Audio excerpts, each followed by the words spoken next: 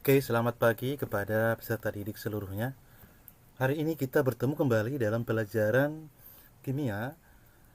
Kali ini kita akan membahas tentang ikatan kimia, khususnya adalah ikatan ion.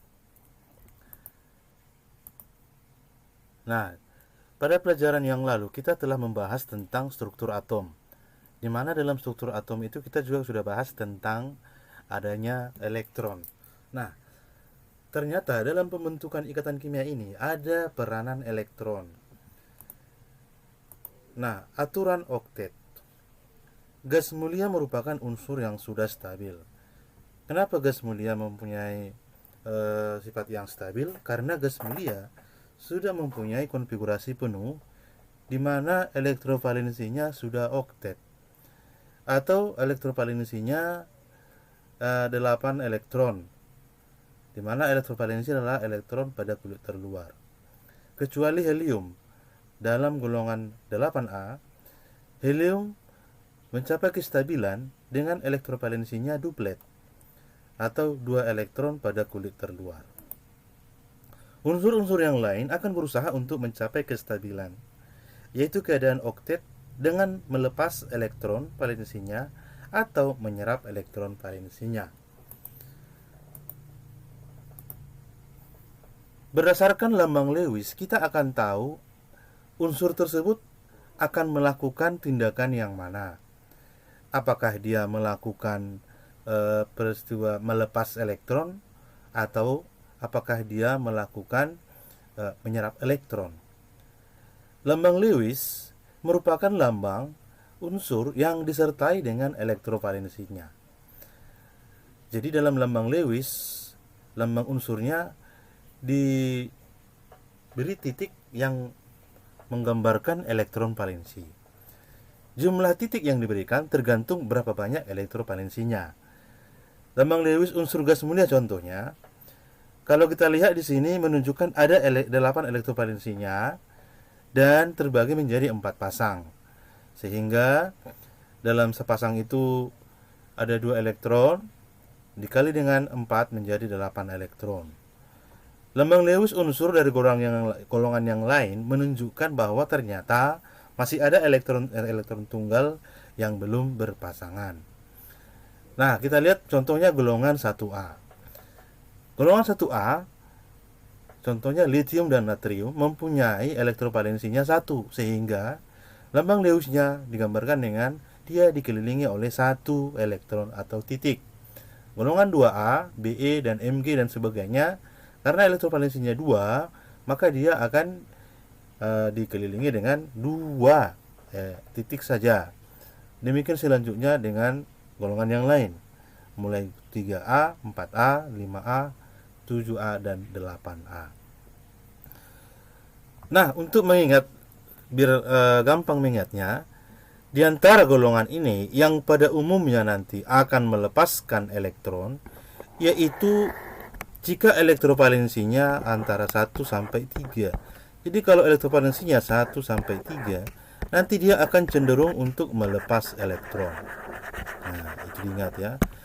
Kemudian kalau dia yang mulai dari yang elektrovalensinya 4 sampai dengan, jika elektrovalensinya 4 sampai dengan 7, maka dia akan cenderung untuk menyerap ya, menyerap elektron.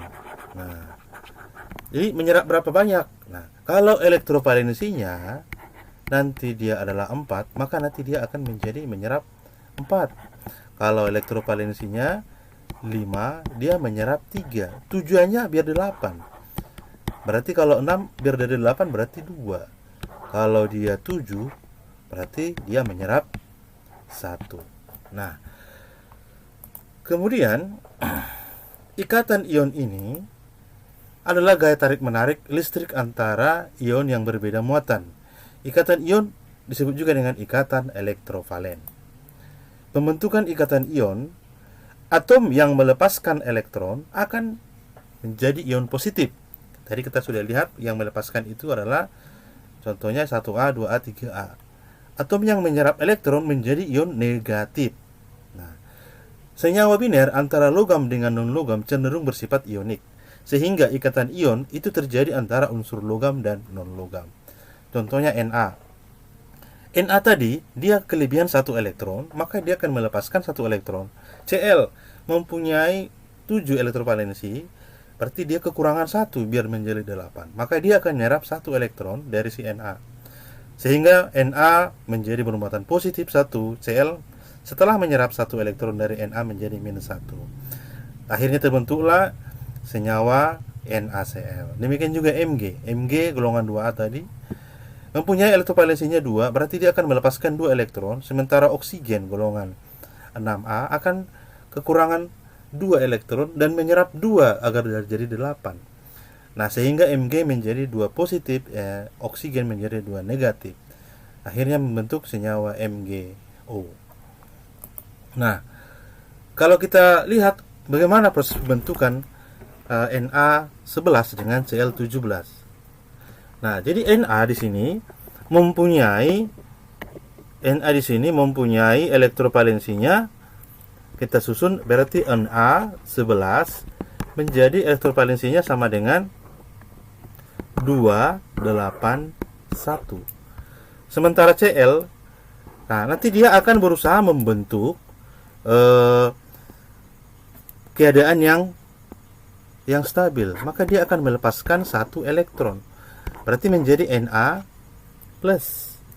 Nah, berarti dia sudah melepaskan 1 elektron. Selanjutnya, nanti di sini si Cl17. Nah, Cl17 itu nanti elektrovalensinya adalah 287. Dan dia akan menangkap 1 elektron agar menjadi 8. Berarti 1 elektron ditangkapnya. Sehingga nanti menjadi Cl- dengan konfigurasi, kalau ini tadi 28, ini konfigurasinya menjadi 288 ya, ditambah tadi sudah di sana ya. Nah, selanjutnya nanti reaksinya ini akan menjadi terbentuklah yaitu Na positif ditambah Cl negatif, maka akan membentuk nanti menjadi NaCl. Nah, untuk menggambarkan prosesnya, proses yang terjadi di sini adalah ketika ada atom Na yang mempunyai elektrovalensinya adalah sebanyak 1, ini adalah atomnya, ada elektronnya sebanyak 1, ini Na. Ya. Kemudian ada Cl tambahkan dengan Cl yang mempunyai elektrovalensinya ada sebanyak ini atomnya, ada elektrovalensinya sebanyak 7. Ada sebanyak 7. 1